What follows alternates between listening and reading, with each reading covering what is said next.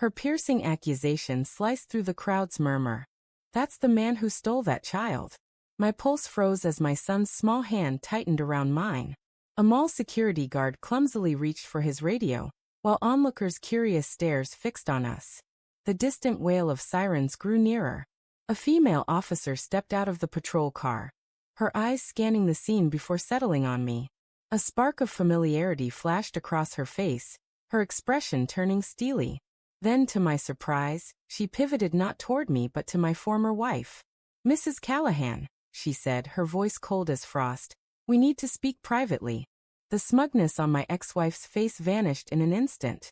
6 years prior, I thought I had crafted a life worth protecting. Emma and I had been wed for 7 years, having met in college and endured the lean times together. We built a small design firm from the ground up. Her laughter at my jokes, the meals she prepared with thoughtfulness, the way her fingers grazed mine in public, it all seemed authentic. We had no children. She insisted the timing wasn't right, and I never pushed. To outsiders, we were a solid unit. But behind closed doors, a rift widened. She'd mutter about my lack of drive, and I brushed off her barbs until divorce papers landed, delivered with a chilling smirk. In court, she didn't just demand half our assets, she sought to humiliate me. "She's claiming you're infertile," my lawyer whispered. Emma, loud enough for the judge to hear, added, "I'm just telling the truth." After the divorce, rumors spread like wildfire.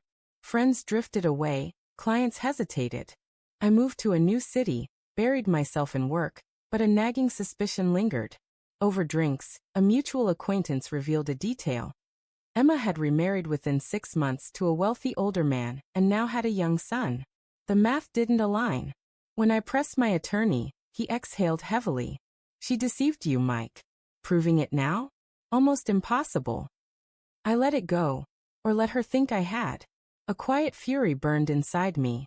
I monitored her life discreetly, noting her public disputes with her new husband and her reckless spending. Each year on the same date, I wrote one line in my journal: "Not yet." 2 years after the divorce, an unmarked envelope slid under my office door.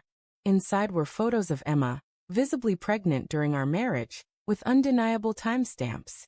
A handwritten note read, "DNA doesn't lie." My hands shook. This wasn't just betrayal, it was deliberate devastation. She'd mocked my manhood in court while carrying another man's child. I dug deeper. Her new husband had been funding her lavish lifestyle long before our split, and that child? Not his either, though he didn't know. This wasn't love, it was calculated manipulation. I realized I didn't need to ruin her immediately. People like Emma collapse under the weight of their own lies. My role was to prepare the stage. I rebuilt my life with purpose, securing high-profile clients, supporting community initiatives, and joining local boards. I formed ties with city officials, law enforcement, and business leaders. By chance, or perhaps fate, I met Claire, a woman of integrity and warmth. We fell deeply in love, married within 2 years, and welcomed a son a year later, a family rooted in honesty. Emma never contacted me, likely assuming I was still licking my wounds. But life has a way of circling back. 6 years after our divorce, I was walking through the mall with my son, laughing as he gazed at a toy store. Then her voice cut through the air behind me. She froze when she saw him, his hair, his eyes unmistakably mine. Her new husband approached, confused, as her face contorted. She grabbed her phone, called 911 and shouted, "That's my son. He's been taken." I stood firm.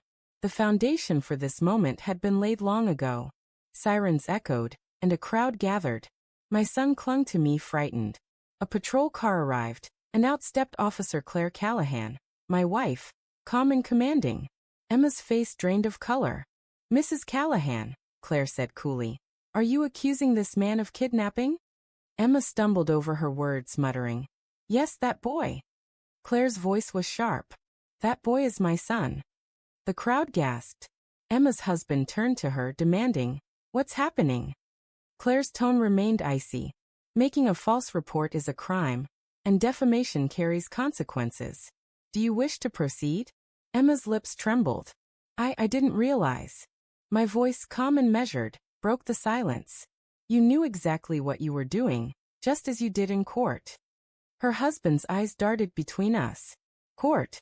Claire handed him a folder filled with incriminating photos, financial records, and timelines. His face fell. The crowd's whispers grew louder, no longer hushed. Emma reached for her husband, but he pulled away. Mall security, guided by Claire, led her away. In that moment, the woman who once held my life in her grasp became a public warning. After filing the police report, Claire and I took our son for ice cream. We didn't speak of Emma. There was no need. Her web of deceit had unraveled in minutes, laid bare for all to see. I didn't feel triumphant, not exactly. I felt free. For years, her betrayal had burdened me. Now I let it go. She'd face her husband's questions, the community's scorn, and the law's repercussions. I returned home to my true family. They say revenge should be bold, dramatic. They're wrong.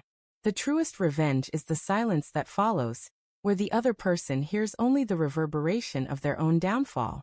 That reverberation, I promise, drowns out any cry.